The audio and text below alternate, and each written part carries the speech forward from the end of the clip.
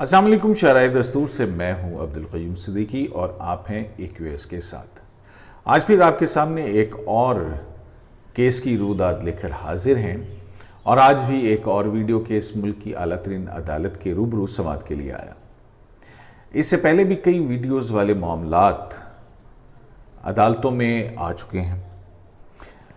ये वाला मुकदमा जिसकी हम अभी बात करेंगे कि ये बाकी दीगर वीडियो मुकदमात से किस तरह मुख्तलिफ है और इसकी क्या अहमियत है, क्यों सुप्रीम कोर्ट ऑफ पाकिस्तान को इस का अज़ खुद नोटिस लेना पड़ा और क्यों इतनी जो है वो अहमियत महसूस की गई कि फ़ौरन ही अगले दिन जो है वो इसे मुकदमा समाअत के लिए मुकर्रर कर दिया गया।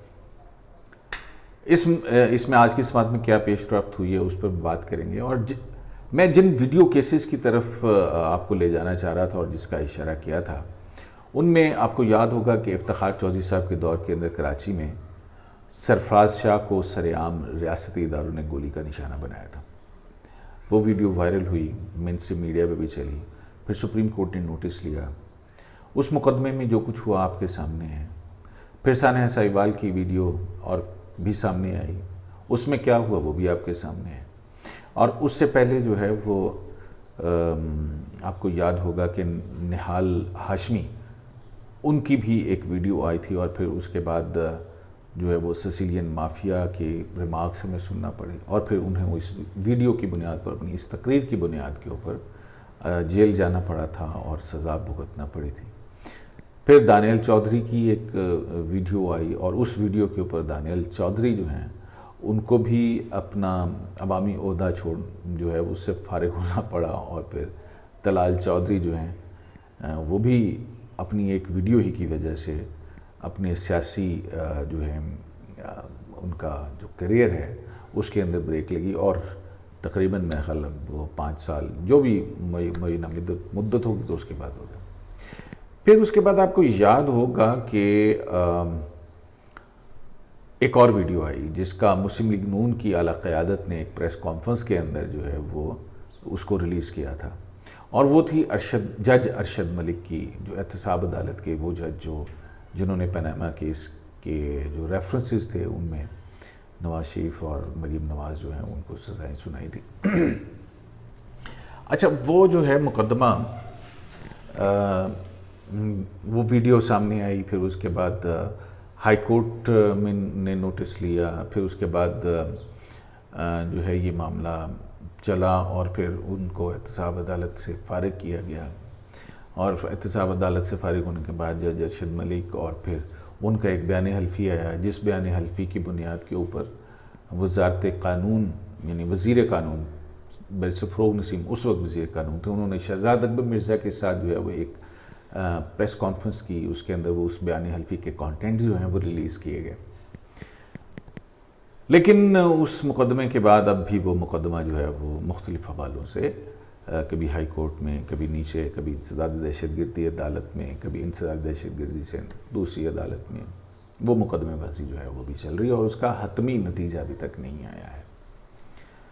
और ये जज अरशद मलिक ही की वीडियो के हवाले से आपको ये भी याद होगा कि आसिफ सईद खोसर साहब का भी एक जजमेंट आ चुका हुआ है और उसके अंदर किसी भी वीडियो के ऑथेंटिसिटी, उसको कानून शहादत के ऊपर पूरा उतरने के हवाले से और भी बहुत सारी चीज़ें जो हैं वो उनके हवाले से काफ़ी 15-20 के करीब पैरामीटर्स जो हैं वो अपने उस फैसले के अंदर उन्होंने वाज़े किए हैं। और इस अरशद मलिक की वीडियो के अलावा एक और वीडियो भी है, वही सर से पाँव वाली हाँ, लेकिन वो सर से पाँव वाली वीडियो की कहानी जो है उस पर किसी ने कान वान कुछ नहीं धरा और फिर वो जो है मामला और वो कहानी भी कुछ एक लापता सी कहानी है। तो चलें वापस आज के मुकदमे के अंदर क्या कुछ हुआ उसकी तरफ चलते हैं। खेलेंगे सुप्रीम कोर्ट को कवर करने वाले 2 सहाफ़ी मोहतरमा नैयर अली और मेरे हमदम हसन की तरफ। अच्छा हसन और नैयर, खुश आमदीद आपको AQS लाइव में।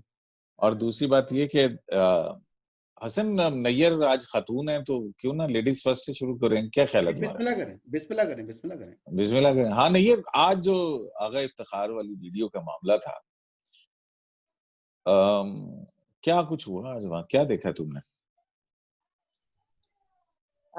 सबसे पहले तो जब हम वहां पर पहुंचे अब्दुल कयूम सिद्दीकी साहब, तो वहां पर हमने ये देखा कि आगा इफ्तिखार जो हैं, क्योंकि मैं सुबह अर्ली चली जाती हूँ, तो मैंने देखा कि आगा इफ्तिखार साहब जो हैं वो रिसेप्शन पर बिठाए गए स्वाइन हैं। किसको दे रही हो, अर्ली चली जाती है? अच्छा। तो आगा इफ्तिखार साहब जो हैं वो रिसेप्शन पर बिठाए गए हैं, और हाँ। रिसेप्शन पर उनके इर्द गिर्द जो है वो पुलिस का हिसार भी है, जो यकीनन हिफाजती हिसार है। और फिर उसके बाद वो वहां पर कोई 15-20 मिनट बैठे रहते हैं, और वो जो सफाइयां देने वाली आपने बात की, तो मेरा लाइव बीपर होता है वहां से, तो सफाई की जरूरत ही पेश नहीं आती। तो अच्छा, तो अब फिर समझ वहां आई है देर में इसका। अच्छा। तो फिर वहां से जब हम देखते हैं कि आगा इफ्तिखार साहब जो हैं वो रिसेप्शन पर बिठाए गए हैं, और वहां से वो उसी सिक्योरिटी के साथ जो है वो लाए जाते हैं अंदर।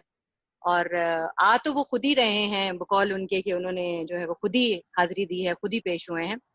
उसके बाद उन्हें अंदर ले जाया जाता है, और चेक पोस्ट से गुजारने के बाद उन्हें जो चेकिंग पॉइंट है एक हमारा, मशीन से गुजारने के बाद उन्हें वहां पे बिठा दिया हम्म। जाता है। और उसके हाँ। उस वक्त भी उनके इर्द गिर्द हम देखते हैं कि इस्लामाबाद पुलिस जो है वो वहां पर मौजूद है, और दीगर जो सिक्योरिटी एजेंसीज जो वहां पर मौजूद होती हैं अमूमन, वो भी वहां पर मौजूद हैं। और उन्हें वहां हम्म। पर बिठाया गया, और उन्हें ये इजाजत नहीं दी जा रही कि वो कोर्ट रूम नंबर 1 की तरफ जो है वो बढ़ें। उनको कहा है आप हम्म। सुकून से बैठे, तसल्ली से बैठे। हम कुछ हम्म। देर वहां पर मौजूद रहे, हम देखते रहे, बॉडी लैंग्वेजेस भी देखी। और उसके बाद फिर हम वहां से कोर्ट रूम नंबर 1, क्योंकि समाअत का वक्त शुरू होने वाला था, और फिर हम वहां पर पहुंच गए। और समाअत कोई बहुत लंबी चौड़ी समाअत नहीं थी, मुख्तसर समाअत थी। चीफ जस्टिस साहब जो हैं उनकी सरबराही में 2 रुकनी बेंच था जो वहां पर पहुंचा। 9:05 पे समाअत तकरीबन शुरू हो चुकी थी, और उसके नौ बाद जो नौ है पांच पे वो समाप्त शुरू हुई थी या 9:30 बजे? 9:35 पे हुई थी? 9:35 नहीं पर। नहीं, 9:35 पे, माजरत के साथ।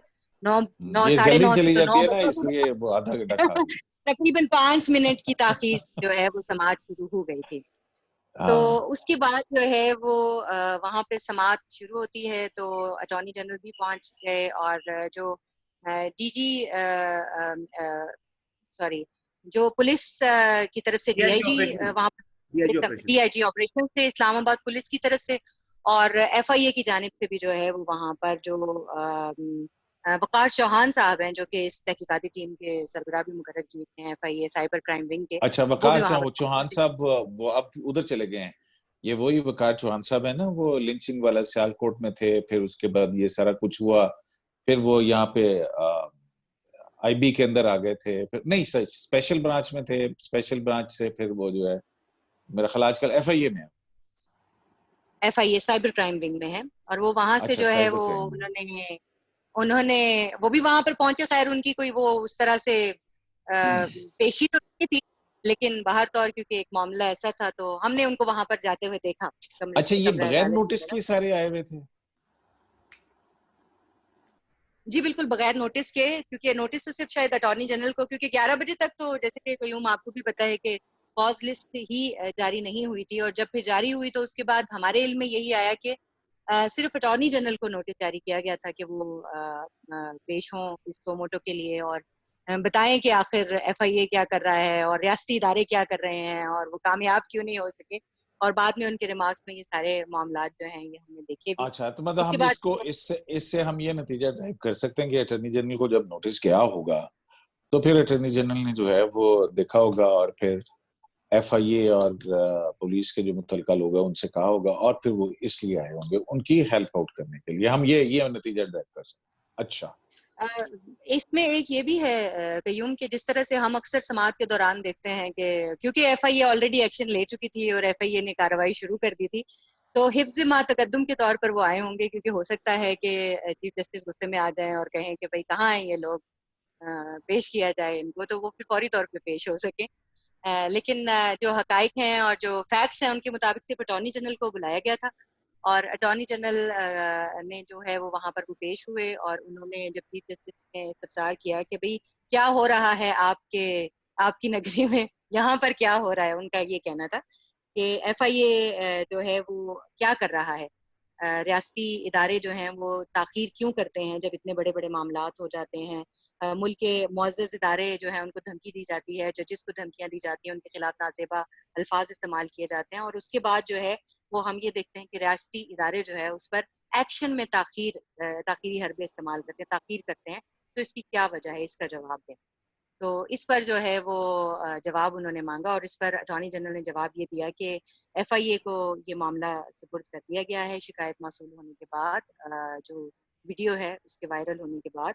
और अब इस वक्त FIA साइबर क्राइम जो है इस पर ऑलरेडी काम कर रहा है। जिसके बाद एक दिलचस्प ये सूरत हाल पेश आई कि जो वकील हैं थी इफ्तिखार मिर्जा साहब की, उन वो रोस्टम पर आई और उन्होंने अगर मैं क्या नाम गलत है नहीं उनका? हूँ, हसन मुझे करेक्ट करें, सरकार अब्बास खातून वकील हैं जो वहां पर रोस्टम पे आई, और उन्होंने कहा कि जो इफ्तिखारुद्दीन हैं वो तो आए हुए थे अदालत में, लेकिन उनको आने नहीं दिया गया कमरा अदालत तक, उनको यहाँ आकर बैठने नहीं दिया गया। वो यहाँ पेश होना चाह रहे थे लेकिन उनको आने नहीं दिया गया, एक तरह से उन्होंने शिकायत की। तो चीफ जस्टिस ने कहा कि क्यों नहीं आने दिया, और उस पर फिर उन्होंने कहा कि अगर ऐसा है तो हम उनको बुला लेते हैं। लेकिन फिर बुलाने के बाद वाला वो जो थोड़ा सा हिस्सा है, वो मैं शायद प्रॉपरली मेरे मेरे इल्म में, मेरे नॉलेज में, और जो जितना मैंने देखा है वो यही है कि उसके बाद बुलाया, जब उनको कहा गया कि हम बुला लेते हैं, तो उसके बाद फिर जो है वो मामला यहाँ वहाँ हुआ, और उन्होंने कहा कि चले हम ऑर्डर करके बुला रहे हैं उनको, और फिर उनको अच्छा, बुला लिया गया। उनके लिए जो है वो जो ठीक हो गया। ऑर्डर लिखवाया गया उसमें उन्होंने उनको बुला लिया, और उनके साथ साथ जो है वो DG FIA को भी बुला लिया गया है 2 जून को, और सॉरी 2 जुलाई को जो है ये 2 जुलाई को मुलतवी 2 जुलाई तक नोटिस जारी समाअत। हो गए, और नोटिस जारी हो गए। तो नोटिस नोटिस जारी जारी। किए गए हैं DG FIA तो को, हसन और उनके ठीक साथ है गया। इफ्तिखारुद्दीन। जी सर। हसन आप क्या समझते हैं कि ये मुकदमा जो है ये अरशद मलिक की वीडियो से कोई मुख्तलिफ है? तलाल चौधरी, निहाल चौधरी, दानियाल चौधरी की वीडियो से कोई मुख्तलिफ है, या किसी और जो मुतनाज़ा वीडियोस जो सामने आती रही उनसे ये आपको मुकदमा क्यों मुख्तलिफ लगता है? आप समझते हैं कोई ये मुख्तलिफ भी है, या इसके ये क्या अहमियत आपकी नजर में इस अज़ख़ुद नोटिस की क्या है? देखिए, मुख्तलिफ नहीं है ये वही चीज़ है कि जो अदलिया की तस्दीक करेगा उसको अदालत बुलाएगी। अब अदालत ने जिस तरह तलाल चौधरी को, उसने तो एक पब्लिक गैदरिंग के अंदर की थी बात, और दानियाल अजीज का जो मामला था वो उन्होंने अपनी PMLN की अपनी मीटिंग थी पंजाब हाउस के अंदर, और वहां पर बात हुई थी, और वो विजुअल एविडेंस आ गया था जिसके ऊपर वो इतना क्लियर भी नहीं था। जो ये आगा इफ्तिखारुद्दीन साहब की वीडियो है ये तो बहुत क्लियर है, इसके ऊपर तो आप देखें कि फोटोज लगी हुई है, एडिट हुई हुई है, ग्राफिक्स लगे हुए हैं, हेडर्स एंड फुटर्स चल रहे हैं। तो इस वीडियो को ये कह देना कि यार ये उससे अलग है, यानी ये क्राइम, ये ऑफेंस नहीं है, तो मेरे ख्याल के मुताबिक ये बहुत बड़ा ऑफेंस है। लेकिन एक बात जो नैयर मिस कर दी है कि जो आगा इफ्तिखारुद्दीन की लॉयर थी, उन्होंने कहा कि वो अदालत के सामने सरेंडर करना चाहते हैं, वो खुद को अदालत के रहमो करम पर छोड़ना चाहते हैं। अभी तो ना उनको कंटेम्प्ट का जो नोटिस जारी हुआ, ना उनके ऊपर कोई चार्जशीट हुई, ना उनके ऊपर चार्जेस फ्रेम हुए, कोई ऐसी चीज नहीं हुई। वो इससे पहले ही उन्होंने, जो आगा इफ्तिखारुद्दीन साहब हैं, आप समर एंजॉय कर रहे हैं वैसे मैंने देखा है, यू आर वेयरिंग शॉर्ट्स। उनको बेसिकली अभी तक कोई कार्रवाई नहीं हुई, लेकिन इससे पहले ही उन्होंने अपने आप को, खुद को अदालत के रहमो करम पर छोड़ने का फैसला कर लिया है। लेकिन अदालत ने कहा कि हम आपको नोटिस कर रहे हैं। तो जब अब 2 जुलाई को तो केस नोटिस जो है वो क्या है? सिंपल नोटिस है, कंटेम्प्ट नोटिस है, व्हाट काइंड ऑफ नोटिस अभी सिंपल नोटिस है, कंटेम्प्ट नोटिस नहीं है। नोटिस DG FIA को भी जारी हुआ है, नोटिस जो है वो मियां इफ्तिखारुद्दीन मिर्जा साहब को भी हो चुका है। ठीक हो गया। और इसके अलावा आज एक और बात जो थी, जो नैयर बताना भूल गई, कि हामिद मीर साहब भी आज आए थे सुप्रीम कोर्ट ऑफ पाकिस्तान। अच्छा। हाँ, और जस्टिस इजाजुल एहसन साहब ने कहा था कि ना सिर्फ अदलिया के मुतल्लिक तज़दीक आमेज अल्फाज अदा किए हैं, और जबकि उन्होंने कहा है कि उनको जो है वो ऐसी अदालतें हों जो फैसला दे दें जिनको पब्लिक में जो है जो वो शूट किया जाए। उन्होंने 2 जर्नलिस्ट के बारे में भी ये बात की है। तो वो जर्नलिस्ट एक तो मौजूद थे, हामिद मीर साहब वहां पर मौजूद थे। फिर हामिद मीर साहब जब बाहर निकले जब ये केस जो है यहाँ से बेसिकली 2 जुलाई तक चला गया, तो हम लोग भी बाहर आ गए। हमने कहा देखें जी कि पहले जो है वो इफ्तिखारुद्दीन साहब किधर जाते हैं। कुछ लोगों ने ये रूमर फैलाई कि उनको एफआईए ने अरेस्ट कर लिया है, तो मैं सीधे चला गया अच्छा। एफआईए के लोगों के पास। तो एफआईए के जो एडिशनल डायरेक्टर थे, नाम में मुझे उनका याद नहीं है, वकार चौहान साहब तो आए थे, लेकिन उनके साथ उनके सबॉर्डिनेट जो एडिशनल डायरेक्टर हैं साइबर क्राइम के, वो भी थे। मैंने उनसे पूछा कि मैंने कहा जी आप इनको अरेस्ट कर रहे हैं, ये ऐसी इत्तला चल रही है, एक्सप्रेस पर खबर चल गई थी। तो वो कहते हैं जी नहीं, हम उनको अरेस्ट नहीं कर रहे। मैंने कहा फिर आप क्या इनको लेके जा रहे हैं? उन्होंने कहा जी हम बिल्कुल लेके जा रहे हैं इनको, हमने रिक्वेस्ट की है कि आप हमारे साथ चलें, हम आपको समन जारी करेंगे, मजीद ताखीर होगी, तो इस ताखीर से बचने के लिए हमने इनको रिक्वेस्ट की है कि आज ही आप चलें। उनके लॉयर्स भी उनके मौजूद थे, लॉयर्स की मौजूदगी में उन्होंने कहा कि आप हमारे साथ चलें, अपना स्टेटमेंट रिकॉर्ड कराएं, और उस तक फिर हम, ताकि जो है वो 2 तारीख को समाअत होनी है, तो समाअत जब होगी तो उस टाइम आपका बयान भी रिकॉर्ड के ऊपर एफआईए के पास आ चुका हो। एक और जो अहम बात मैंने देखी कि जो इफ्तिखारुद्दीन साहब के साहबजादे थे और उनके लॉयर के बल्कि असिस्टेंट थे, वो आए, मुझे नाम उनका नहीं पता, तो वो हामिद मीर साहब के पास आए और उन्होंने रिक्वेस्ट की और उन्होंने कहा कि हामिद मीर साहब, हम आपको रिक्वेस्ट करते हैं कि आप हमारे साथ जो है वो सुलह कर लें, हम आपसे अपोलोजाइज करते हैं। अच्छा, you are witness to that? Of course, मैं वहीं पर मौजूद था। बल्कि जब वो ये बात हुई करने के बाद तो हामिद मीर साहब वापस हमारे पास आए, बल्कि मेरे पास, और राशिद हबीब साहब खड़े हुए थे। तो उन्होंने कहा कि यार ये हमें कह रहा है कि इनका बेटा, कि मेरी वालदा भी ने मुझे रात को कहा था कि राब्ता करें आप हामिद मीर साहब से और उनसे मेरी बात कराएं, मैं उनसे अपोलोजाइज करना चाहती हूँ और मैं चाहती हूँ कि ये मामला यहीं पर हमारा खत्म हो जाए। तो कहते हैं क्या आप मशवरा देते हो? हामिद मीर साहब नैयर ने कहा कि कैमरे की क्या तरफ मशवरा देख के अटेंटिव रहे आप। अच्छा, अच्छा। तो हामिद मीर साहब कहते हैं कि मुझे क्या मशवरा देते हैं कि मैं क्या करूं, यानी मैं सुलह कर लूं या ना कर लूं। मैंने कहा देखिए, सुलह आप अभी कर लें तो बात ये है कि आपके ऊपर वैसे कोई एलिगेशन लग सकता है कि शायद आप डर गए हैं, ये कैसी बात है। तो अगर आपने माफ करना ही है तो मैंने कहा सुलह की इस्लाम भी इजाजत देता है, सुलह हर वक्त कर सकते हैं। तो ठीक है, 2 हफ्ते बाद देखें कि कोर्ट क्या करता है। कोर्ट एफआईए के पास ये स्टेटमेंट क्या देते हैं, स्टेटमेंट के बाद आप जो है अगर सुलह आपने करनी भी है, ऑप्शन आपके पास मौजूद है, तो आप सुलह कर लें। सुलह करने से तो मैं आपको मना नहीं करता, लेकिन मैंने कहा थोड़ा सा पेशेंस रख लें मीर साहब, क्योंकि अभी इनका क्या स्टेटमेंट आता है, ये क्या चीजें, हमें अभी मीर साहब कहते हैं कि नहीं। मेरा सवाल एक है कि ये मस्जिद के अंदर उन्होंने खुतबा दिया या खिताब किया, उस खिताब को वीडियो किसने बनाई, उसके साथ ये ग्राफिक्स किसने अटैच किए, ये फोटोज किसने लगाई, और फिर ये वायरल किसने की। मुझे सिर्फ उस बंदे तक पहुंचना है कि वो आदमी कौन है। अगर वो आदमी पता लग जाए तो मेरा हाँ, इनके ये साथ बात ऐसा नहीं है। मैं देख रहा था, एमजे टीवी देख रहा था मैं, मतीउल्लाह जान के साथ बात करते हुए उन्होंने यही बात कही।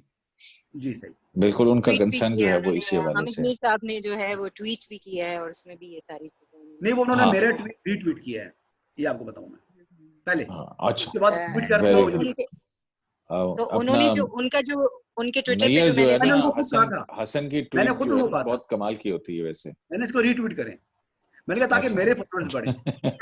अच्छा। सीरियसली यही बात बोली है। अच्छा, अच्छा, इसमें वो मैं एक और चीज हुई, जैसे हाँ। कि हसन कह रहा था, बिल्कुल मैं इनसे एग्री करती हूँ। तो एक चीज जो अहम हुई वो ये कि सरकार अब्बास जब वो वहां से कमरा अदालत से निकली तो और ये अफवाह चल गई कि जी गिरफ्तार कर लिया, और ना सिर्फ चल गई बल्कि चैनल्स पर चल गई, ऑन एयर हो गई, और हमारे ऑफिस से फोन आने शुरू हो गए कि भाई आप लोग अदालत में हैं तो आपने अभी तक ये खबर नहीं दी। तो हमने उनसे कहा कि अभी तक कंफर्म नहीं है, क्योंकि हमारे पास है, हमारे पास खड़े में सारे लोग, कोई गिरफ्तार करने के लिए उनको क्या नहीं है और कोई हिरासत वाली बात नहीं है, और कोई ऐसा ऑर्डर भी नहीं दिया है, अदालत की तरफ से दिया गया है कि जिस पर उनको जाके गिरफ्तार कर लिया जाए। और जब हम नीचे गए उनसे बात करने के लिए, तो मैं विटनेस हूँ इस चीज की कि मैं जब नीचे गई तो मैंने कहा कि मैं ऐसे तो नहीं दे सकती ये खबर। हम लोग चले गए नीचे और वहां पे हमें पता चला कि वो बार रूम में बैठे हैं, और मैं बार रूम में गई अच्छा। और मैंने वहां, मेरे साथ हमारे एक और कुलीग हैं सुंदर साहब, वो भी थे।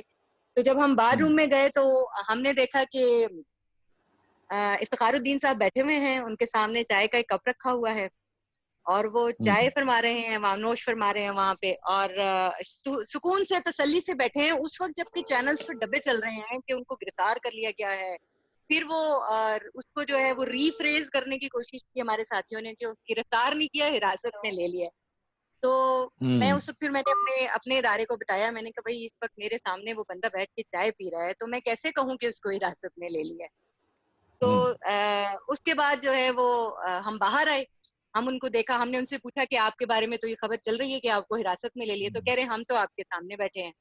उनके साथ उनके कोई असिस्टेंट थे या उनके कोई रिलेटिव मतलब थे, उनके साथ आई उनके डोंट नो। फॉलोअर्स भी होंगे, उनके असिस्टेंट भी होंगे और कुछ लॉयर्स भी दो साथ थे, हाँ? लोग थे नहीं नहीं, कोई उनके, आई फॉलोअर्स डोंट नहीं नो थे, कि वो नहीं फॉलोअर्स थे, अच्छा वगैरह बस दो तीन सब नहीं थे। के नहीं साथ। नहीं नहीं नहीं, कुछ फॉलोअर्स नहीं थे, हाँ। साथ दो तीन अच्छा लॉयर थे। हसन, मैं देख रहा था, एक वीडियो देख रहा था, दो उसमें लोग थे, वो आगा इफ्तिखार जो हैं, वो उन्होंने नकाब पहना, वो नकाब तो नहीं, मास्क जाहिर है वो अपना पहना जी हुआ था। मास्क पहना उनके हुआ साथ था। उनके वकील थे, और जी इर्द गिर्द जो है ना, आप सब ऐसे चिपके हुए थे जैसे कि पता नहीं कौन सी वो होता है ना, शहद के ऊपर मक्खियां नहीं जैसे भिन बना रही होती हैं, बिल्कुल। बुम बुम, ये क्या है लब कुशाई हसन? कराना चाह रहे थे, लब कुशाई कराना चाह रहे थे। उन्होंने भी कसम खा हाँ कर आए थे कि ना बोलने का रोजा रखा हुआ है। तो आपको पता है कि जो देखो अहले ईमान होते हैं हंसने के उनका रोजा बड़ा मजबूत होता है। बहुत अच्छे तरीके से। उन्होंने यकीन करें कि बड़ी उनकी मिन्नतें की, उनको बड़े तरीके से हमने इश्तियाल दिलाने की कोशिश की, लेकिन उनका जो रोजा था वो बहुत पक्का था। ऐसी कसम थी कि उन्होंने अपनी कसम नहीं तोड़ी, एक लफ्ज नहीं बोला। बल्कि राशिद हबीब ने भी हमारे उन्होंने कहा साथी कि ने हाँ हाँ, मैं उसकी तरफ आ रही थी कि चलिए प्लीज हमारे एक आप। साथी जो है वो उनसे सवाल किया राशिद हबीब साहब ने कि भाई आप किससे डरते हैं, आप तो माशाल्लाह अल्लाह वाले बंदे हैं, तो आपको तो सिर्फ अल्लाह से डरना है। तो उसके बाद वो बड़े मजे का उन्होंने नकाब अपना वो मास्क नीचे किया, और उसके बाद वो हंसे और उन्होंने मास्क दोबारा ऊपर चढ़ा लिया।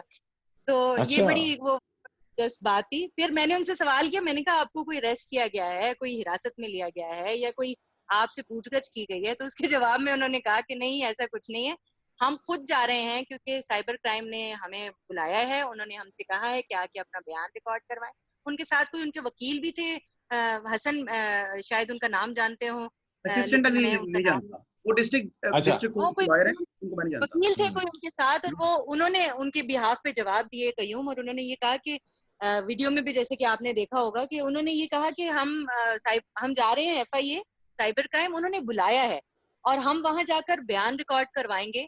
तो हमने कहा कि कोई एफआईए की तरफ से आपको गिरफ्तार करने की बात है? तो उन्होंने कहा नहीं, हम खुद से जा रहे हैं और हम खुद से ही जाके वहां पर अपना बयान रिकॉर्ड करवाएंगे, क्योंकि इंक्वायरी की सतह पर यह मामला है। तो एफआईए का और नैब का, आपको जैसे कि कानून, वैसे कानून तो एफआईए और नैब का ये है कि गिरफ्तार इंक्वायरी की सतह पे जो है वो गिरफ्तारी नहीं होती। तो इसके बाद जो है वो वहां से उन्हीं सहाफी वहां से वापस आ गए, और वो अकेले ही अपने वकील के हमरा और एक आध कोई शख्स उनके साथ और था, वो वहां से बाहर निकल गए। बेटा तो था, बेटा कोई बेटा था अच्छा उनका, सितारे, अच्छा बेटा था। हसन, जी वो हसन, अब तो उनका बेटा था, आप किस तरह से वो देख था रहे वो हैं उनके इसको? पास। जी हम देखते हैं कि ये एक मुसलसल इस किस्म के वाकयात जो है ना, वो हमें मिलने को, देखने को मिलते हैं। हम ये बात कर रहे थे ना कि इसकी अहमियत क्या है। आपको याद है लॉयर्स मूवमेंट के अंदर जब ये सारा कुछ चल रहा था, तो एडिशनल रजिस्ट्रार एक थे रजा, वो उनके घर पे डकैती की एक बात हुई थी, और बिल्कुल वो हुई फिर थी। वो जो है वो उसको मर्डर कर दिया गया था। जी अच्छा, फिर उसके बाद जो है वो हम ये देखते हैं कि जब जवादिस ख्वाजा साहब चीफ जस्टिस थे, या जवादिस ख्वाजा साहब एक मुकदमे की समाअत कर रहे थे, तो रेड जोन के अंदर बैनर्स लग गए थे उनके खिलाफ। डू जी यू बिल्कुल। Remember that? जी वो भी आई डू। मुकदमा बहुत चला था।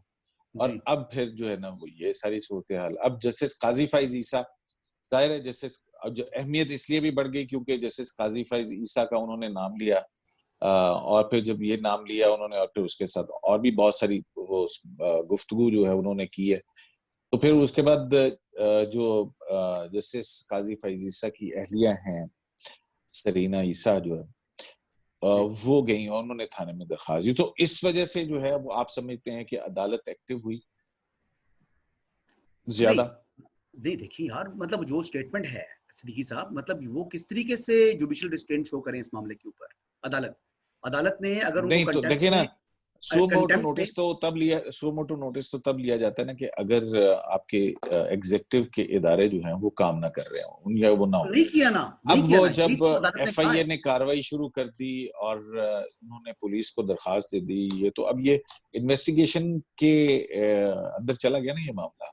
नहीं नहीं, एफआईए पहले इंक्वायरी करती है, फिर केस रजिस्टर करती है, तो फिर उसकी इन्वेस्टिगेशन होती है। इन्वेस्टिगेशन में ही आ गया ना, जी एफआईए ने कार्रवाई शुरू कर दी इदारों जी, ने। कार्रवाई शुरू करती है।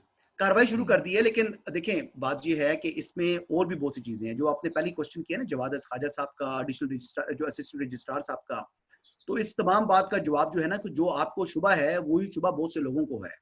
और जो आगा इफ्तिखार साहब जो हैं, इनके बारे में भी वो जो MMA वाली बात होती है ना, मैं तो शॉर्ट में बताऊंगा, खुल के बात नहीं करूंगा, ये वही जो है ना वो अलायंस कह रहे हैं। तो आप समझदार आदमी हैं, समझ गए होंगे मेरी बात। MMA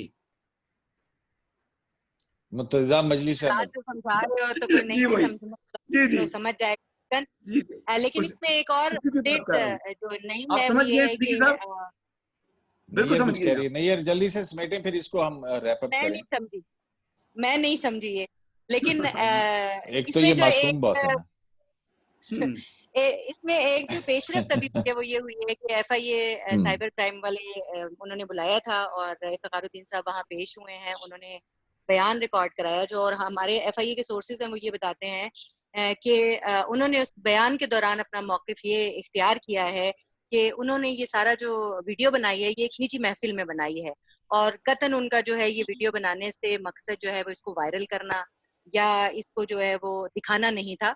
ये उनकी एक निजी महफिल है, जो कि वीडियो देख के लगता नहीं है जिस तरह से माइक्स उनके सामने हैं, और जो है कि निजी महफिल नहीं है, कोई खुतबा या इस तरह की चीज है। लेकिन बाहर तौर जो उन्होंने मौकिफ अपनाया है वो ये है कि उनकी एक निजी महफिल थी, एक अपनी गैदरिंग थी जिसके अंदर जो है वो उन्होंने वो वीडियो बनाई है, और उनका मकसद जो है वो इसको वायरल करना नहीं था। और तो इसका दूसरी बात मतलब कि ये है उन्होंने कि कहा जो है कि जी मेरी प्राइवेसी इन्वेड हो गई है, हाँ? जी मेरी जब उनकी वकील से जो कि सरकार अब्बास से पर्सनली बात हुई थी, तो मैंने जब उनसे पूछा कि भाई अब आपका आगे की स्ट्रेटेजी क्या है, तो उन्होंने कहा कि आज भी जब इफ्तिखारुद्दीन साहब तशरीफ लाए थे तो वो इसीलिए लाए थे कि गैर मशरूत माफी मांगना चाह रहे हैं वो अदालत से, और इसके लिए अब अगली समात पर जब वो आएंगे तो वो यकीनन एफिडेविट या इस तरह की चीज लेकर आएंगे अपने साथ। चलें, बहुत बहुत शुक्रिया आप दोनों हजरात का, आपने जो है वो AQS के लिए वक्त निकाला। नैयर आपका बहुत शुक्रिया, और हसन आपका